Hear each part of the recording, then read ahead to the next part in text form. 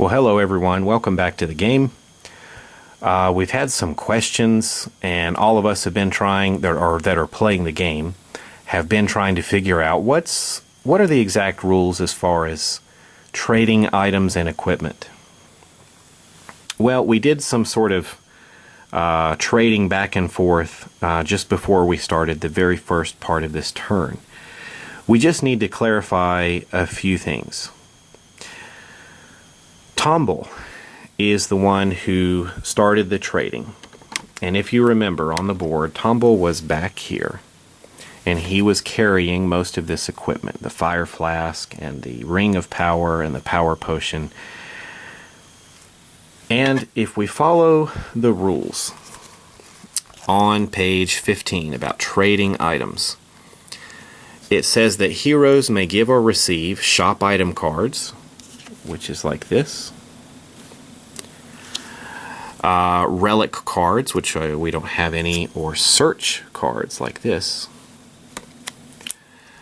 You can trade those as part of your turn. So at any point during your move action, you may trade any number of these cards with an adjacent hero. It doesn't require an additional action or the expense of any movement points. We didn't do anything wrong there as far as giving out the ring and the potions and that kind of thing. We just need to clarify that when that was done, that was indeed part of Tomble's turn. So it's actually a good thing that Tomble was the first one to go, and he's the one who was carrying everything. That helps make it clear to all of us what that rule is.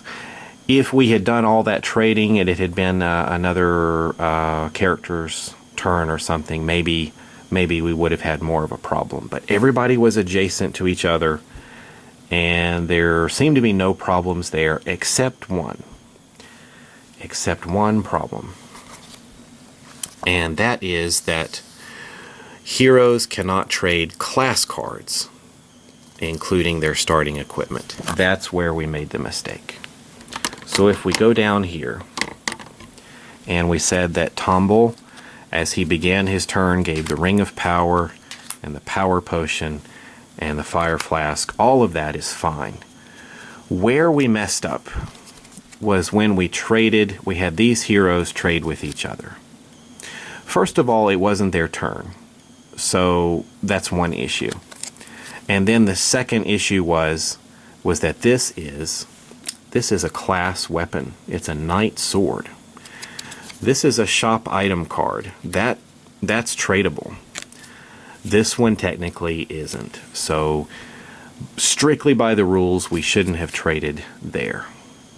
Now, we had given the battle axe here to Cindriel, and there were a couple of, or actually there was, well, it was 2 hits, I think, on this Master Ogre. But even the way the dice rolled, we didn't have any use of Pierce, and we didn't have any use of any of the surge abilities on the battle axe. It was a very bland couple of rolls, and they do use the same dice. So fortunately for us, and for keeping our game on track, we can get these weapons back to their proper owners. We'll give the battle axe back to Astrion, the class item longsword back to Cindriel, and basically it's as if none of that weapon swapping had occurred. And the game, as far as keeping things properly, as far as how things are activated with surges and such, and Pierce and all, we're not out of balance, or there's nothing we have to undo and redo. So that should set us straight. Keeping the other items that you received given to you by Tomble on his turn, no problem. So we'll continue on from there. Well, let's continue the action here. Astrion is up next with her speed of 5. Astrion's first action is going to be to move here 1, 2, 3, 4, 5, or maybe here. Let's try that again. 1, 2, 3, 4, 5. That puts her close enough As we can see, that's 2 spaces away from the Etten, the master Etten. I just thought of something here that I want to fix for Ashrian. I had her move, trying to get definitely close enough to use the heroic feat, the stun ability, but I sort of put her in danger.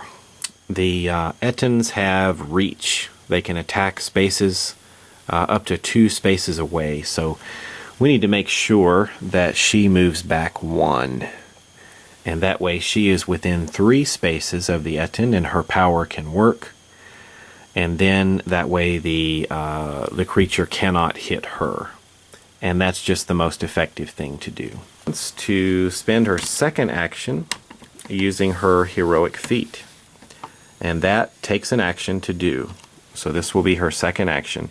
Choose a monster within 3 spaces of you. She's going to choose the Ettins. Each monster in that monster group is stunned. Stunned. What is stunned?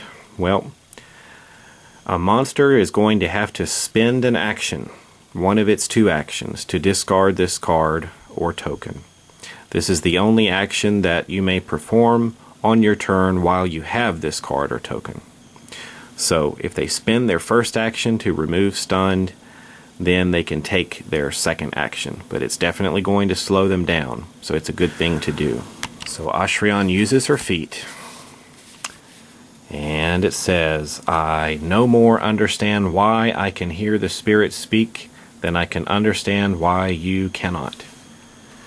So there we go.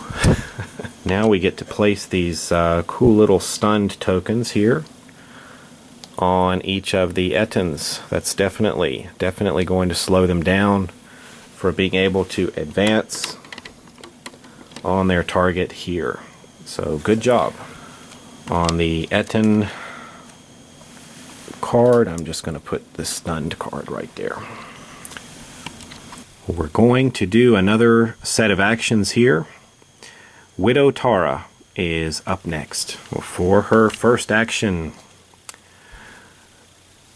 the player wants to use Raise Dead. That's going to cost 1 fatigue. So we're going to put 1 fatigue on the Widow Tara. And it says, as an action, you can place your Reanimate Familiar, this is the skeleton here, in a space adjacent to you, and you may only control 1 at a time. You may discard your token at any time during your turn. Well, she is going to put this right in front of her. Right here. For her second action, she's going to use the Fury of Undeath. This takes her second action, and it says exhaust this card to activate your Reanimate. And your Reanimate still activates this turn as normal. This gains the Widow Tara a 2nd point of fatigue. The Undead Familiar here is going to move 3 spaces. Remember, they can move through friendly spaces, or we can move around either way. 1, 2, 3. As you can see here, this is the speed of 3 for the Reanimate, and it's going to attack the Master Ogre. Let's take a look at the dice we need. Going with the gray defense for the Master Ogre, and the blue and the red. Let's zoom back just a little bit and let's see what happens. 2 defense, but an excellent roll of 3 damage on this one, and another 2 there. The Surge can be activated to do +1 damage. So basically we've got 3 and 3 for a total of 6 damage. If we subtract 2 from that, that's going to be 4 points of damage. Well, as we know with the Master Ogre, it had 7 points of damage on him, and he only needed 1 more point to be defeated. So that will defeat the Master Ogre. The Master Ogre has the Undying ability, and that says that when this monster is defeated, you remove it from the map, and then replace it with a minion of the same type. So right in that same space, we're going to put the white minion ogre right back. Now this Fury of Undeath, which the Widow Tara used, basically allows for that extra activation of the familiar. So the familiar gets to do another action, and it will spend it to attack the ogre again. Basically the same dice. Gray for defense, the blue and the red for attack. So now attacking the minion ogre. And we've got 4 damage rolled and a surge that's going to pump it up to 5 damage. Taking 1 off for the defense, that's going to be back down to 4 damage. We need 6 to drop this this ogre now, which is a regular minion ogre. So we're going to put 6 damage on that ogre and understand that it, 4 damage on that ogre and understand that it has 2 points of health left.